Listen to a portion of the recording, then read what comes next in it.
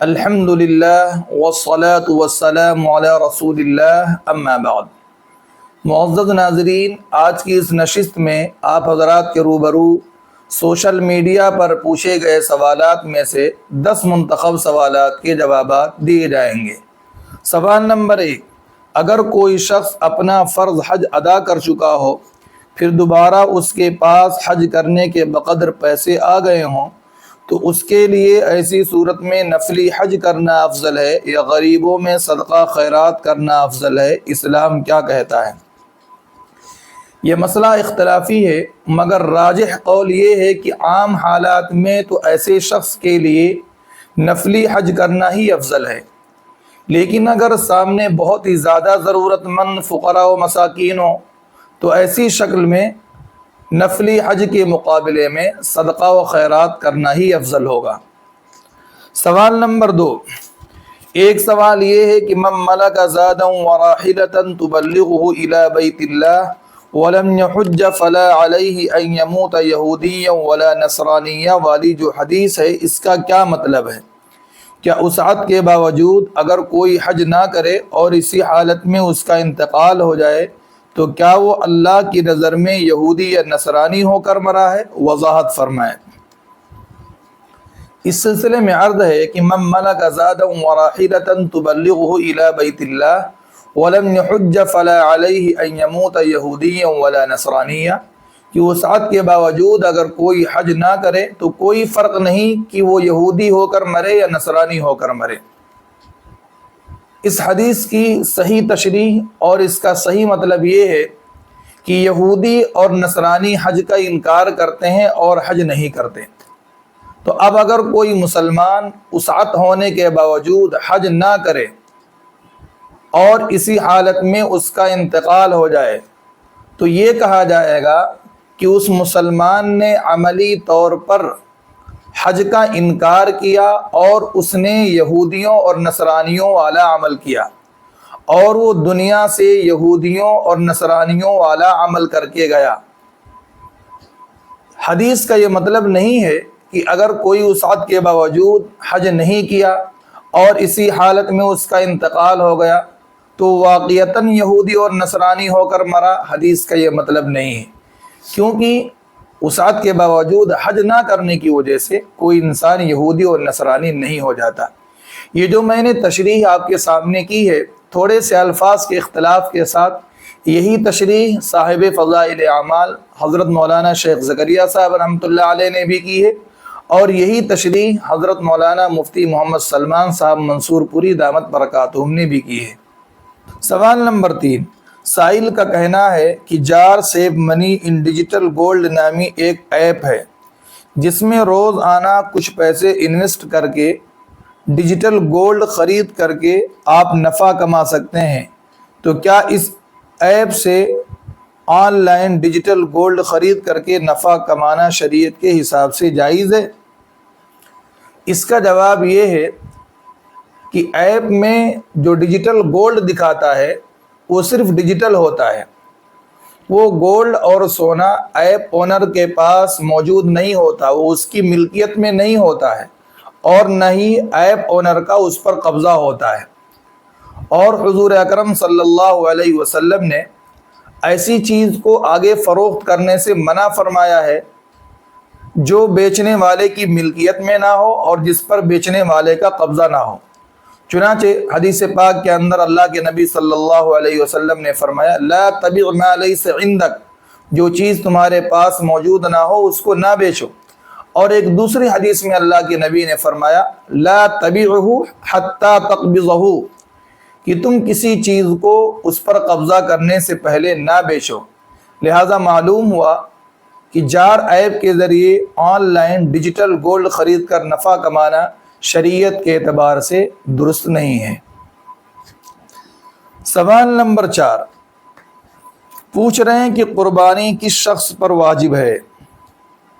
جواباً عرض ہے کہ قربانی ہر اس مسلمان عاقل بالغ مقیم مرد عورت پر واجب ہے جس کے پاس قربانی کے ایام میں ضرورت اصلیہ سے زیادہ اتنا مال ہو جس کی قیمت 7.5 تولہ سونا یا 52.5 تولہ چاندی کے بقدر ہو یا زیادہ ہو، تو ایسے مرد و عورت مسلمان پر قربانی کرنا واجب ہے۔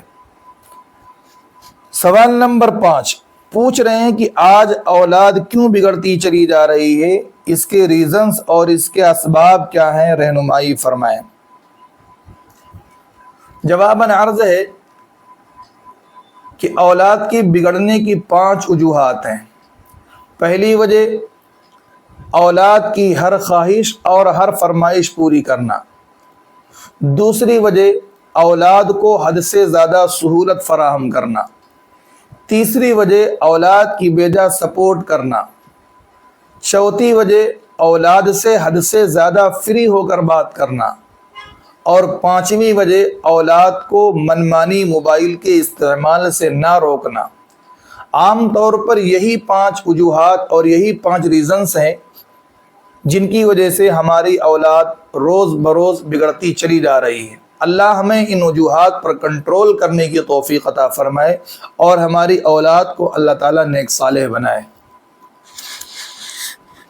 سوال نمبر 6 سوال کر رہے ہیں کہ ایک شراب کی کمپنی ہے جو زید کو واٹس ایپ میسج کر کے کہتی ہے کہ میں نے جو لنک بھیجی ہے اس پر کلک کرو اور میری ویب سائٹ پر جا کر فیڈ بیک میں 5 اسٹار دو، تو کمپنی کی طرف سے آپ کو 5 اسٹار دینے کے 500 روپے آپ کے اکاؤنٹ میں دیے جائیں گے۔ تو کیا اس طرح 5 اسٹار دے کر زید کے لیے نفع کمانا شریعت کے اعتبار سے صحیح ہے؟ دیکھیے، اسلام میں صرف شراب پینا حرام نہیں ہے، بلکہ شراب کو فروغ دینے میں اور شراب کو پروموٹ کرنے میں جو بھی لوگ شریک ہوں گے وہ سارے کے سارے ملعون ہوں گے۔ ان لوگوں کو حدیث پاک میں ملعون قرار دیا گیا ہے جو شراب کو فروغ دینے میں کسی بھی طرح سے حصہ لیتے ہیں۔ اور ظاہر ہے کہ شراب کی کمپنی کو فیڈ بیک میں 5 اسٹار دینا ایک کمپنی کو ایک طریقے سے آگے بڑھانا ہے اور شراب کو پروموٹ کرنا، شراب کو فروغ دینا ہے۔ لہٰذا زید کے لیے شراب کی کمپنی کو فیڈ بیک میں 5 اسٹار دے کر پیسے کمانا ممنوع ہوگا۔